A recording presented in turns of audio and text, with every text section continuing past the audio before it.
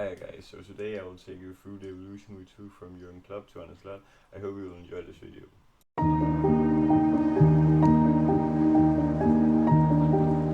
So yeah, let's get right into it. Obviously, we have the front page here with Jürgen Klopp with the UCL trophy and obviously Arne Slot with the Prem trophy. So yeah, let's see. Klopp's first 11, as you can see, this is quite dreadful. The only clutch player we had on this team was Coutinho, and obviously Origi, who saved us a lot of times. Obviously Milner was also a legend, but yeah, that was another time. You can see the market values of when this match was played. Like it was roughly 100 million in the starting 11 here, just over. Which is very crazy because now look at this starting lineup at the Champions League final for club. Almost every player is average 60 million in market value. Obviously Salah was very good back then. 150 million was his market value, and this whole team was so iconic. And fun fact, this was the only time that this set of players started a match together. It was this UCL final. We obviously won that against Spurs. Alisson had a masterclass, and obviously Origi scored from the bench.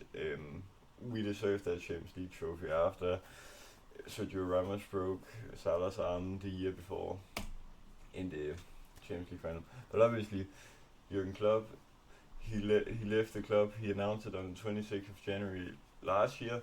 I was so shocked. I remember I just got done with school and I read the news. I was just like, what the hell is happening? But obviously, none of us were expecting this success we've gotten under Arne Slot at this point. So I guess we were very fortunate. But this was the last Premier 11 for Jürgen Klopp. Obviously, we can see he has rebuilt the midfield a whole lot. Obviously, also from the Champions League final and stuff like that. But that will come later also. The defense is still quite solid with Van Dijk, Robertson, and Trent. Quanta started here and Konate. But yeah, Diaz, Gakpo, and Salah, very solid attack, and obviously Alisson in goal. So now we're gonna look at some of Klopp's transfers. I will take this.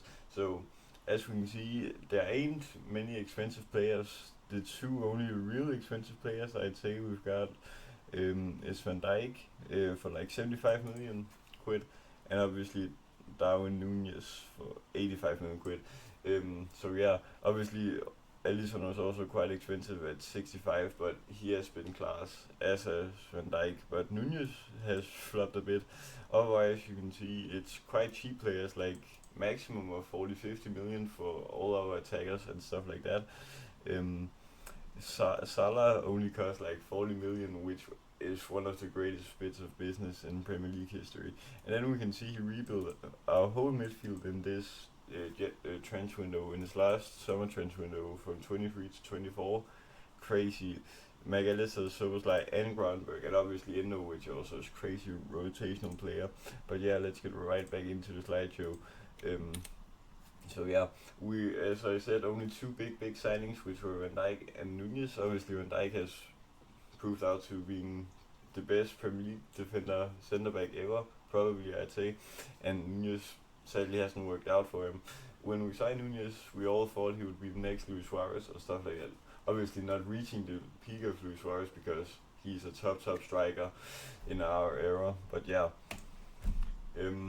So Klopp obviously also trusted the academy a lot. He gave debuts to a lot of players and obviously raised Trent. But yeah, when I watched them at Anfield last year against Southampton, it was basically only academy players. That was because it was 3 days after this Carabao Cup final where we were in shambles on injuries. 10 or 11 of our first squad players were injured. So yeah, but we won this final against Chelsea. It was Klopp's kids against the blue billionaire bottle jobs, as Gary Neville or Jamie Carragher said. I think it was very iconic final. Obviously also Klopp's final trophy at the club.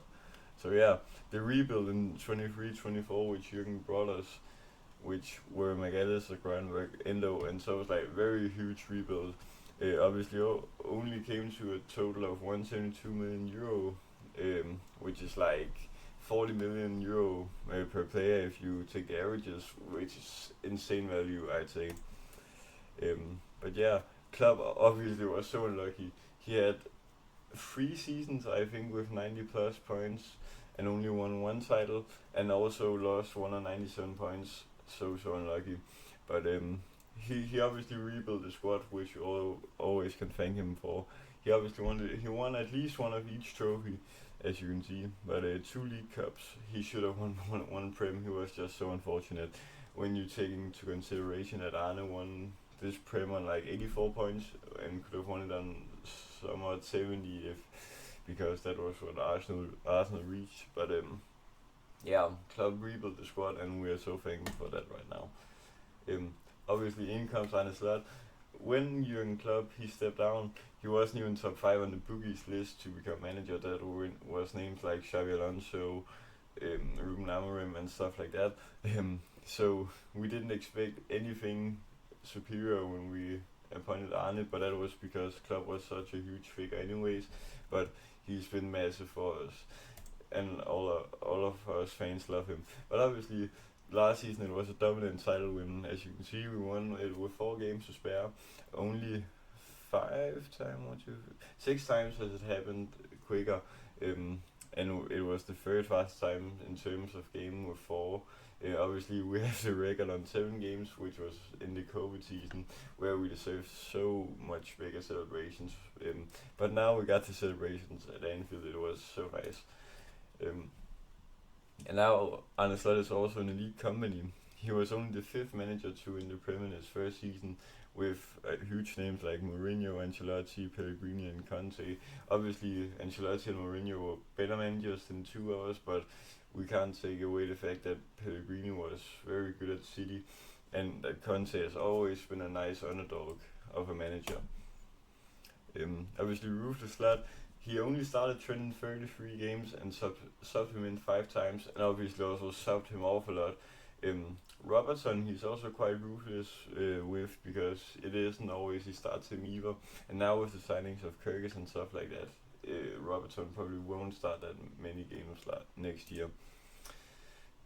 Obviously, he's also trying to sell a lot of players. Nunez is probably on the way to Napoli or maybe Saudi Arabia. I don't know what the situation is right now, but he obviously scored in the friendly the last day against Preston. He played quite well that game. But yeah, let's see what happens with that. Obviously, we've gotten this massive pull on Arne Slot. If you told me from 1.5 years ago when Jürgen stepped down that we'd sign this caliber of players in the first full summer with our new manager, I'd be in shock. Like, we've signed probably the greatest German talent in the world, and probably top 3 talents that you can buy for in rich. Crazy value. I think he can be versatile, playing on the left, playing in the center, or maybe even playing as cam. He will probably play as cam, but he can maybe rotate to a striker. I think that will be very exciting to see. Obviously, Kyrgyz, he's only like 23 or 22 years old. He will be there for many years to come. Crazy value also. And Frimpong, he's always been underrated. He is so quick and agile. Although I'm not that confident on his defending, but I think Arne Slot can fix that. And we've obviously also pulled 3 goalkeepers, or 2 actually, because we signed Dashwood last year. But Pexi and Woodman are very good backup keepers to play in the Carabao Cup or just as backups for the years to come. And now obviously I want to say welcome to the Slot era. He's the 4th youngest manager, or technically 3rd because Mourinho won it twice in his first 2 years, but yeah, very nice to win it in his first season as well. Obviously, we also see a Liverpool legend here, Kenny Dalglish, managing Blackburn to win the league in '95. So yeah, I'm so stoked to see Arne Slot's team the next few years. But obviously now the latest transfer news. Diaz says he wants to go. I don't understand him. He was very good last year, and I feel the fans love him here. And if he leaves, then I just think he won't be as good our places. I don't understand him, to be honest. Obviously, we also got the whole Konate situation. We want at least like 50 million euros from Real Madrid this summer, or else they'll get him for free next year.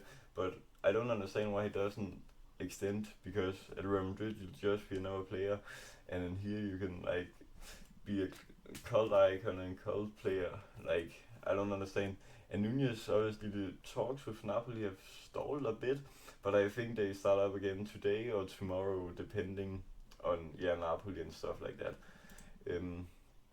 So yeah, that was all for today. I hope you enjoyed the video, and remember to like and subscribe and hit the bell and share it with all you fans. Till then, see you next time. Peace.